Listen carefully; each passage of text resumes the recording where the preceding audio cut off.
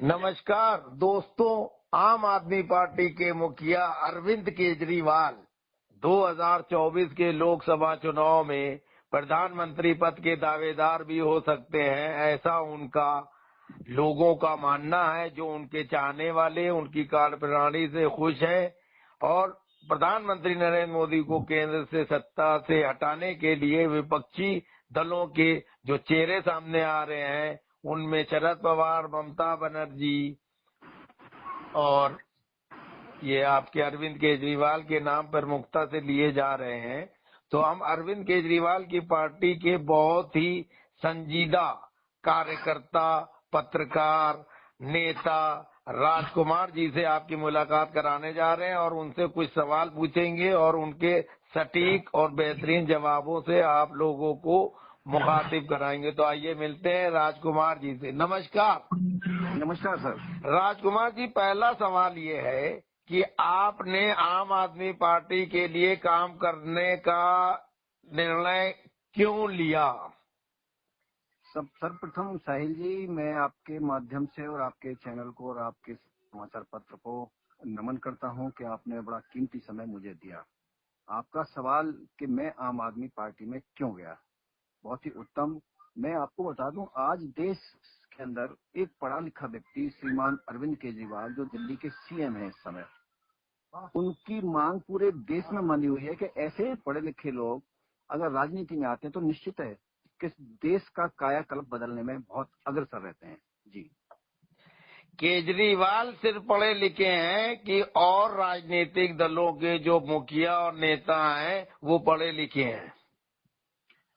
नहीं, जैसा मैंने बताया कि हमारे माननीय मुख्यमंत्री जी श्रीमान अरविंद केजरीवाल जी, आपको पता है, एक IRS इंडियन रेवेन्यू की सर्विस से जुड़े हुए हैं। आप एक इनकम टैक्स बहुत बड़े अधिकारी रह चुके हैं और वो समझते हैं इन चीजों को, देश की और जनता की मांग क्या है, जरूरतें क्या है। इसलिए मैं इस पार्टी में जुड़ा। सर, अरविंद केजरीवाल बहुत समझदार व्यक्ति हैं, लेकिन देश के सर्वे सर्वा पद पर आसीन प्रधानमंत्री नरेंद्र मोदी जी की सरकार ने GST लागू कर दिया, जिससे बहुत ज्यादा अफरा तफरी मची हुई है। आज तक सैकड़ों करेक्शन हो गए हैं। अरविंद केजरीवाल ने उसका विरोध क्यों नहीं किया? मैं इस पर इस तरह से आपको कहना चाहूंगा कि ये जो आपने बताया, GST बहुत एक अच्छी चीज है, लेकिन आपको ये भी मैं अवगत करा दूं साथ साथ में कि GST से पहले एक होता था बैट जी, और बैट से भी पहले होती थी एक ट्रेड टैक्स। जी, यानी कि ट्रेड टैक्स से लोग बैट में जब आए थे तो भी लोगों ने इसी तरह से उत्पात मचाया था जी, कि बैट गलत है, बैट गलत है। अब बैट से लोग निकल करके GST में आ रहे हैं तो अब वही उत्पात मचा रहे हैं कि अब GST गलत है। यानी कि बस थोड़ा सा समझ का फर्क है कि लोग अपने आप को अपडेट करने में थोड़ा सा समय लगा रहे हैं, विलम्ब से अपडेट कर रहे हैं। नहीं नहीं, एक नेता होने के नाते आप क्या ये सही मानते हैं कि जो है 5% से लेके 28% तक GST लग गया, जनता त्राहिमाम कर रही है और इसमें समझने की क्या जरूरत है? मैं यहाँ पे आपको करेक्ट करना चाहूंगा, पहले भी जो सोने के ऊपर ½ % टैक्स होता था और जब अगर होटल में हम कहीं रुकते थे तो 40% टैक्स होता था। आज स्लैब बने हुए हैं, 28 से ज्यादा कोई टैक्स आज इस देश में नहीं है। तो टैक्स के मामले में हम सबको बहुत बड़ी राहत मिली है। और पहले हर राज्य का अपना अपना एक दायरा होता था, टैक्स को मन मर्जी के हिसाब से करते थे। अब जब से GST हुआ है, अब टैक्स का जो दायरा पूरे देश में एक हो गया है। एक सवाल, जी, पूरे देश में टैक्स का दायरा एक हो गया, लेकिन प्रधानमंत्री नरेंद्र मोदी जो है राज्यों का जो है टैक्स कलेक्शन उनको दे नहीं रहे हैं और केजरीवाल भी इसमें परेशान है और राज्यों के मुख्यमंत्री भी परेशान है। इस पर क्या कह देंगे आप? नहीं, टैक्स जो है, जो सेंट्रल टैक्स होता है उसमें राज्य सरकार के अलावा केंद्र को आधा जाता है, जबकि ये सारा टैक्स जाता केंद्र में है और फिर एडवाइजरी के माध्यम से तो उसके आ क्यों नहीं रहा है टाइम से एडवाइजरी? उसमें केजरीवाल क्यों नाकाम साबित हो रहे हैं? नहीं नहीं नहीं, यहाँ पर आपको करेक्ट करूंगा। ऐसी बात जो आप कह रहे हैं कि आ नहीं रहा, ये गलत है। पर निरंतर राज्यों को टैक्स आधा जो उनको हक बनता है उनको बराबर मिल रहा है, चाहे उसमें दिल्ली हो, चाहे उसमें उत्तर प्रदेश हो, अच्छा, चाहे कुछ राजस्थान हो। लोग कहते हैं कि केजरीवाल जो है भ्रामक स्थिति पैदा करके झूठे और लालच देने वाले आश्वासन दे के राजनीति करते हैं। वो एक नंबर के नकारा, निकम्मे और भ्रष्ट मुख्यमंत्री हैं। इस पे क्या कहेंगे?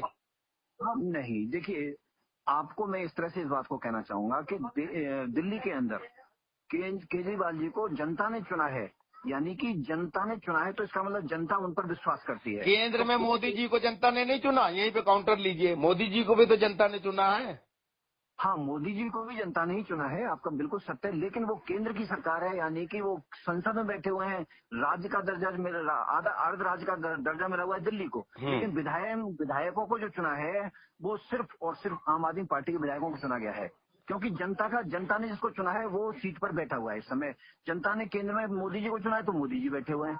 अगर जनता इस बार हमें हमारे माननीय मुख्यमंत्री जी को, यानी कि आम आदमी पार्टी के मुखिया को चुनती है तो जनता का फैसला है, जनता का फैसला सर्वोपरि होता है। अच्छा, केजरीवाल कहते थे एक व्यक्ति एक पद रहेगा, वो मुख्यमंत्री भी है और संयोजक भी है, क्या ये सही है लोकतांत्रिक व्यवस्था में और पार्टी व्यवस्था में? नहीं, ये आपका कहना है, संयोजक हो सकते हैं, वो अध्यक्ष भी हो सकते हैं, कुछ भी हो सकते हैं। ये पार्टी का फैसला है, पार्टी जो करेगी, ये हर पार्टी का अपना अपना संविधान होता पार्टी है। चाटुकारिता में लिप्त है, चमचागिरी में लिप्त है, इस पे क्या कहेंगे? नहीं, आप एक अच्छे वरिष्ठ पत्रकार हैं, आपके शब्दों में इस तरह की बातें आती हैं तो मुझे बड़ा खेद होता है कि आप बहुत समझदार बड़े वरिष्ठ पत्रकार हैं, आपको तो ऐसे शब्द नहीं इस्तेमाल करने चाहिए। क्यों? जनता करती है और कोई और नहीं, करता है तो क्यों? मैं मान सकता हूँ। मैं पत्रकार हूँ, ऐसे शब्दों का इस्तेमाल क्यों ना करें?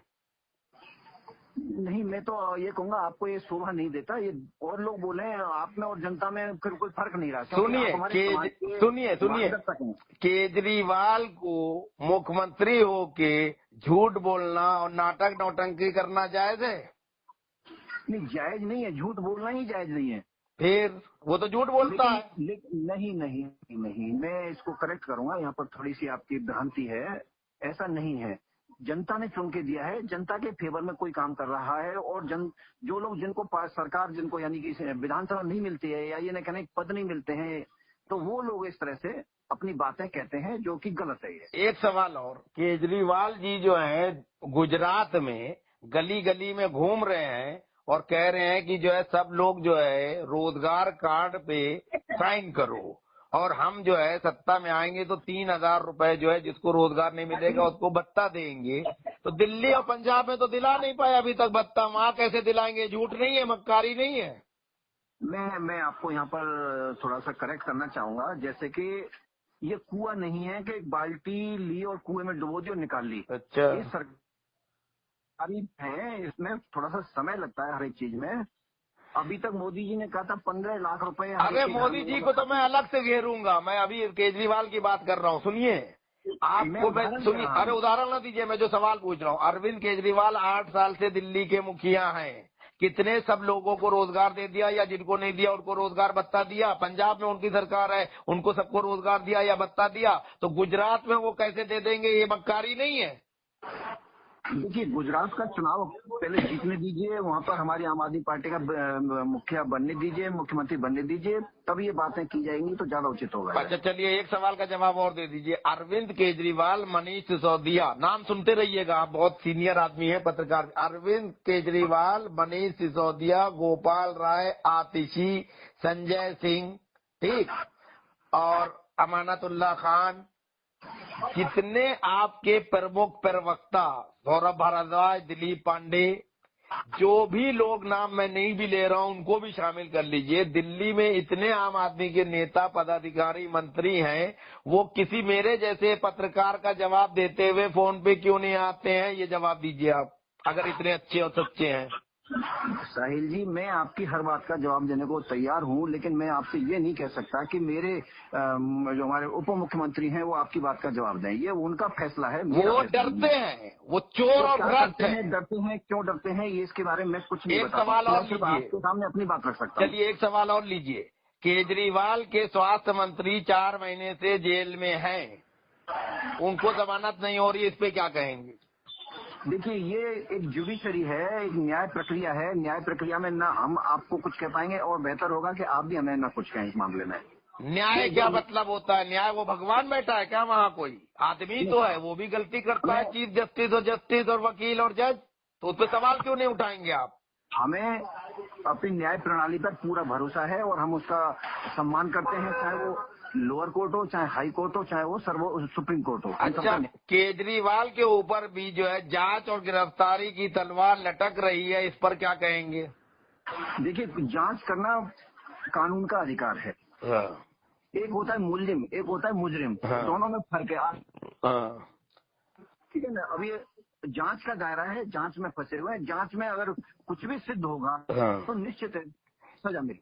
अच्छा, एक चीज बताइए, आप जो है केजरीवाल को क्या प्रधानमंत्री पद का दावेदार मानते हैं? सर मैं दिल्ली देख रहा हूँ, दिल्ली में हमारे पास में इस समय एक ऐसे मुख्यमंत्री हैं जो बहुत ही पढ़े लिखे हैं। अगर जनता इस बात को चुनेगी, ये सरकार बदलेगी तो जनता का फैसला होगा। मैं उसमें कहीं कोई टिप्पणी नहीं कर सकता, क्योंकि आपका जो सवाल है वो बड़ा ही मेरे लिए बेतुका सवाल कह सकता हूँ। बस बेतुका मतलब ये बेतुका सवाल है एक समर्पित कार्यकर्ता के लिए कि कौन प्रधानमंत्री बनेगा, ये बेतुका है?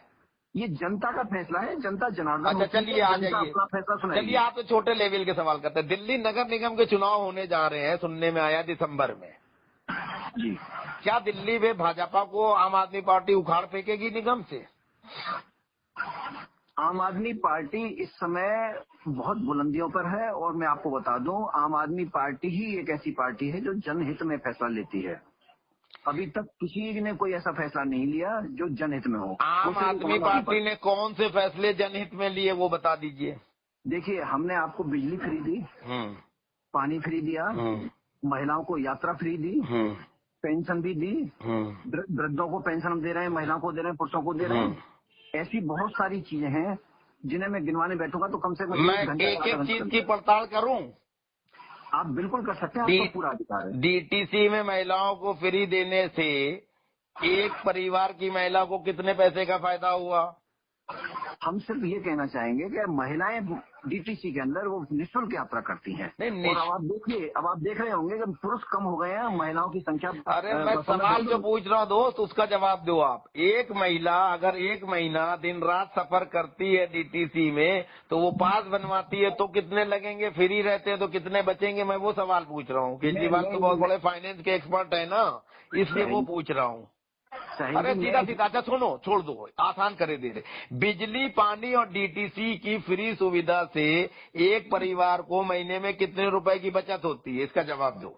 अब आप ये समझिए कि 200 यूनिट हम आपको अरे सरकार आपको हाँ, फ्री। ठीक ठीक। अगर 750 रुपए का 7.5 रुपए का 1 यूनिट मानते हैं तो 1500 रुपए की बिजली बनती है। बच गई। और बताइए। तो पानी। ये 1500 रुपए प्रति परिवार। हाँ हाँ, चलिए पानी प्रति बताइए। मीटर। अरे भाई पानी बताइए, और बताइए, मैं आसान कर दे रहा हूँ। पानी कितने में आता है? ऐसे ही पानी का गणित है, वो भी एक सही है गणित है। मैं आपको उसका गणित कोई बिजली का, जैसे बिजली का बताया, ऐसे ही पानी में भी यूनिट चलिए मिलते हैं। 3000 1500 पानी के मान लिए, आपकी बात ऊपर 3000 हो गए, डीटीसी के 1000 मान लिए, 4000 हो गए ना। तो सुन लीजिए भाई, 4000 रुपए महान अरविंद केजरीवाल हर परिवार को दे रहे हैं। एम आई राइट? जी। अगर हर परिवार के एक व्यक्ति को नौकरी मिल जाए 20,000 रुपए की, तो वो 4,000 रुपए सरकार को आराम से दे देगा, 16,000 में स्वाभिमान से अपनी जिंदगी चलाएगा। ये सही है कि परिवार को भिखारी बनाए रखना सही है? इसका जवाब दे दीजिए। मैं बहुत बड़ी बेबाकी से आपकी बात का जवाब देना चाहूंगा। हाँ, और मैं आपसे निवेदन भी करूंगा कि मुझे डिस्टर्ब करें। साहिल जी, आप एक पढ़े लिखे व्यक्ति हैं, और निश्चित है आपने बीजेएमसी यानी बैचलर जर्नलिज्म मास कॉम भी किया होगा, नहीं किया होगा अभी, तो भी आप बहुत शिक्षित, पहले से ही शिक्षित हैं। तो क्या हर व्यक्ति दिल्ली का शिक्षित है जो सभी को नौकरी मिल पाएगी? जो लोग शिक्षित होते हैं उनको मेरिट में नौकरी मिलती है। आप समझिए इस बात को। दूं जवाब? जो शिक्षित नहीं है उनको रोजगार दे दो। नहीं, उनको पेंशन दे रहे हैं ना, रोजगार कहाँ से? जो शिक्षित ही नहीं है, हाँ। वो दुकान पे कैसे बैठ पाएगा, वो कारोबार कैसे कर पाएगा, वो नौकरी कैसे कर पाएगा? तो उनको पेंशन भी दे रहे हैं ना बेरोजगारी की। बेरोजगारी पेंशन दिल्ली में किसको मिल रही है? सभी को मिल रही है, 5,000 रुपए होते हैं, वो सबको मिल रही है। कहाँ मिल रहे हैं? हमें तो नहीं मिल रहे। नहीं, आप बेरोजगार नहीं है? बिल्कुल बेरोजगार हैं हम आजकल। तो आपने आवेदन नहीं किया होगा? कहाँ आवेदन होता है, हमें बता दीजिए। आप दिल्ली सरकार की वेबसाइट पे जाइए, वहाँ से लिंक्स हैं सारे, वहाँ पे आप इसको आवेदन कर सकते हैं और इस चीज का आप लाभ उठा सकते हैं। तो मतलब हमें पेंशन मिलने लगेगी 5,000?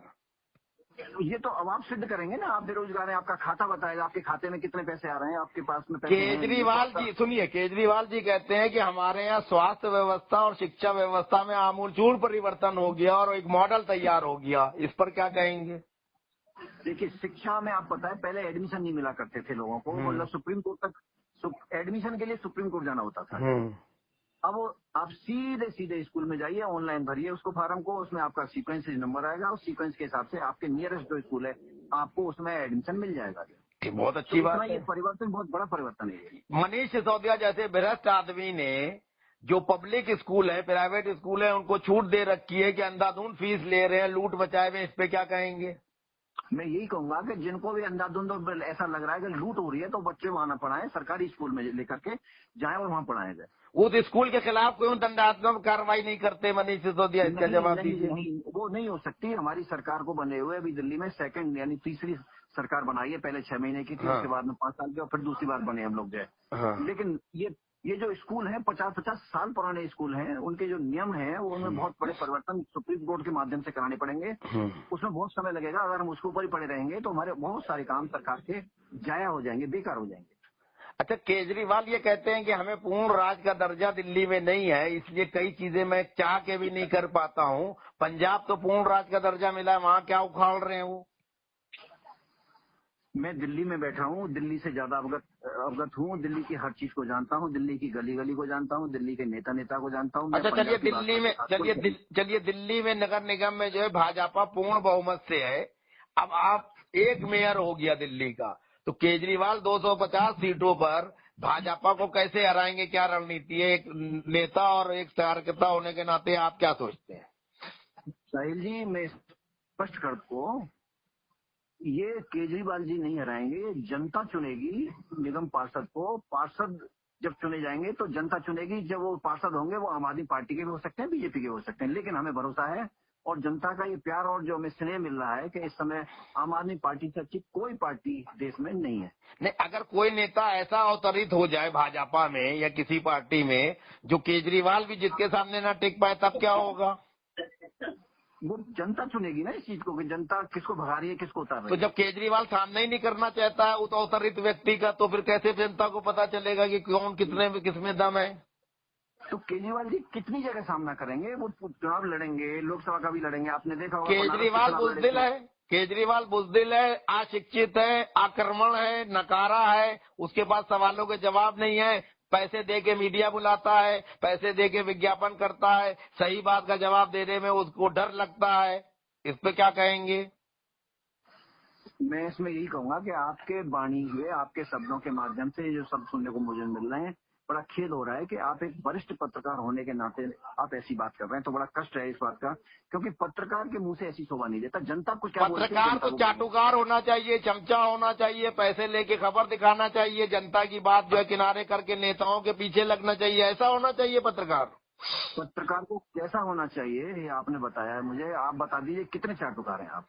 नहीं, तो मैं तो इसीलिए तो केजरीवाल नहीं आता है मेरे सामने, मैं चाटुकार नहीं हूँ। जब आप चाटुकार नहीं है तो फिर वो तभी तो मैं कह रहा हूँ जनता ही चुनेगी, इसमें चाटुकार का। तो ये वीडियो मैं डालूंगा तो जनता भी तो जानेगी कि केजरीवाल भागता है सिराज साहिल से।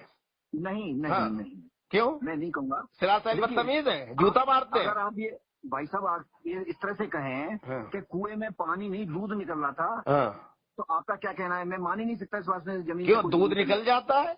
आप आस्था रखिए भगवान पे, दूध निकलेगा। गणेश जी को सबने दूध पिलाया था ना 25 साल पहले। मैं कुएं की बात कर रहा हूँ। साहिल जी, मैं कुएं की बात कर रहा हूँ। क्यों? कुएं से भी दूध निकलेगा? भगवान पे आस्था रखिए आप। मैंने नहीं देखा, आपने देखा है तो आप बताइए कहीं। अच्छा, ये केजरीवाल जो ये जमुना नहीं साफ कर पाए, इस पे क्या कहेंगे? जमुना की सफाई चल रही है। कब तक चलेगी? कब तक चलेगी ये बताइए। साहिल जी, मैं आपको बता दूं, जब लॉकडाउन लगा था 2 साल का, गंगा यमुना सारी नदियां अब स्वतः ही स्वच्छ हो गई थी। आपको पता होगा इस बात का। मतलब केजरीवाल इंतजार कर रहा है कि फिर कोरोना जैसी महामारी आए और स्वतः सब चीजें हो जाएं। नहीं नहीं, आप मेरी बात का भावार्थ नहीं समझे। मेरा कहने का मतलब ये, जो जनता गंदा कर रही है उसको बड़ी तेजी से कर रही है। हाँ, ये बात सही है। जितनी तेजी से, समझिए इस बात को कि हम जो है जो काम कर रहे हैं वो 40% हम समझते कम है, हम थोड़े ना समझ है, हमें समझ में कम आता है। आप समझते हैं, जनता जो कर रही है वो गंदगी तेजी से फैला रही है, उतनी तेजी से सफाई नहीं हो रही। क्यों? समझिए, इसीलिए ढेर लगते क्यों नहीं हो रही है? क्यों नहीं है? सरकार नालायक है, सरकार आक्रमण है।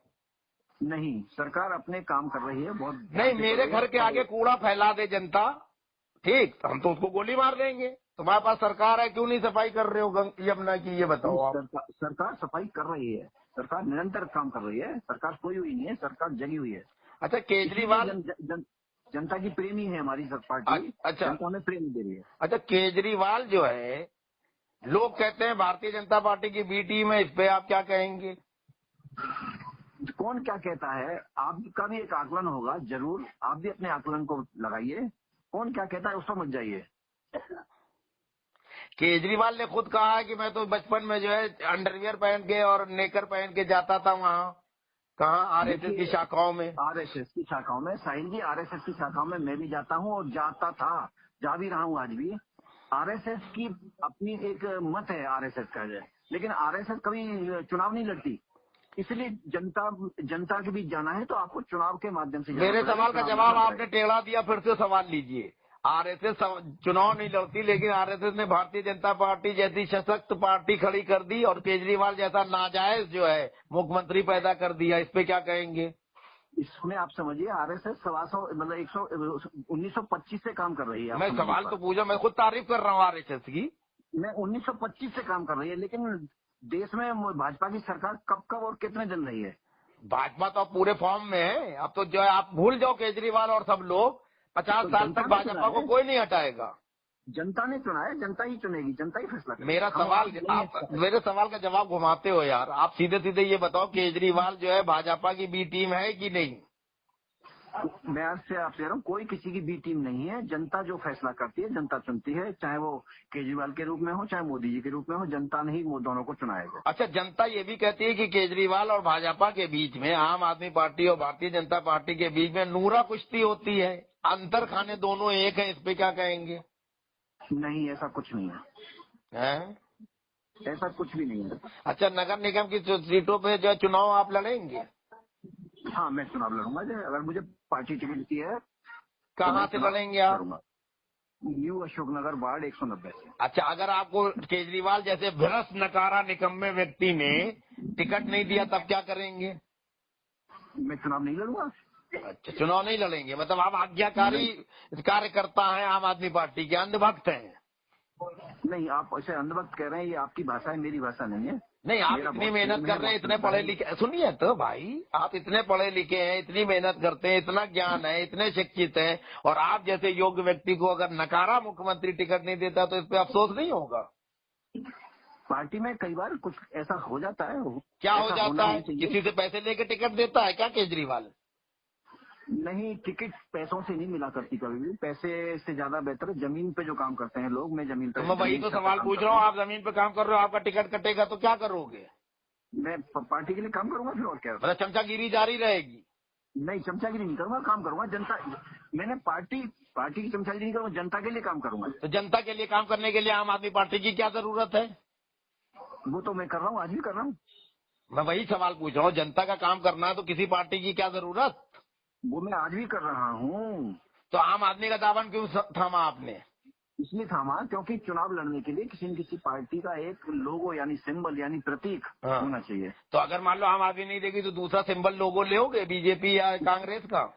नहीं भाई साहब, मैं तो समाज की सेवा करना चाहता हूँ, आज भी कर रहा हूँ। तो समाज की सेवा जो है कांग्रेस और बीजेपी भी तो करती है, आम आदमी ही करती है।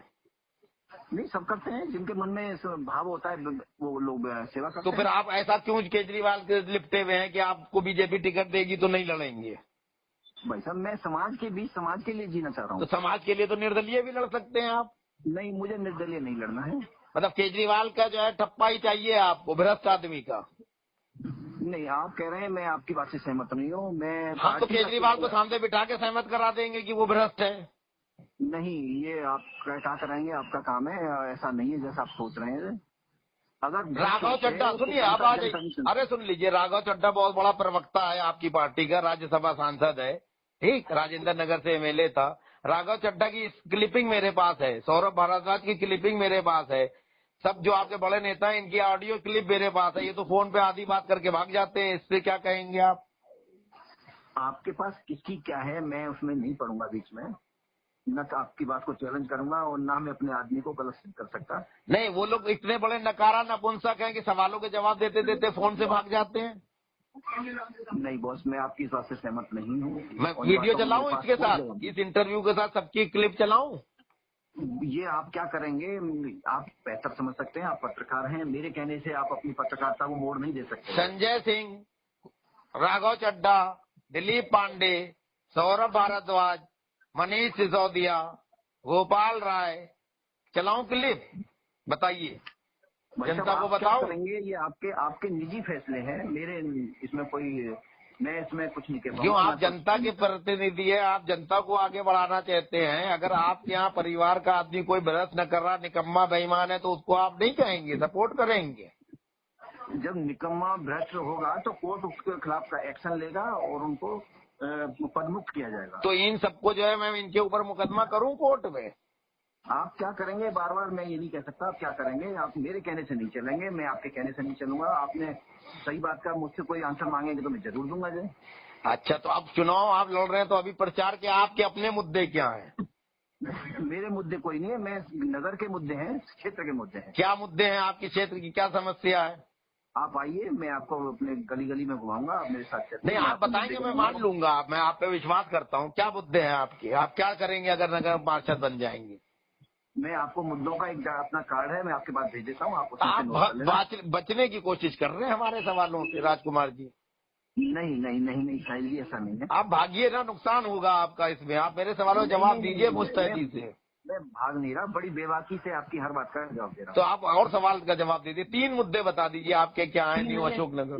न्यू अशोकनगर के 13 मुद्दे हैं, मैं आपको उसका एक अपना लिटरेचर भेज देता हूँ, आप उसे देख लीजिए। तो वो मुद्दे में वीडियो, वो मुद्दे हमें भेज दीजिए, मैं चला देता हूँ स्क्रीन पे कि राजकुमार जी के ये मुद्दे हैं 13।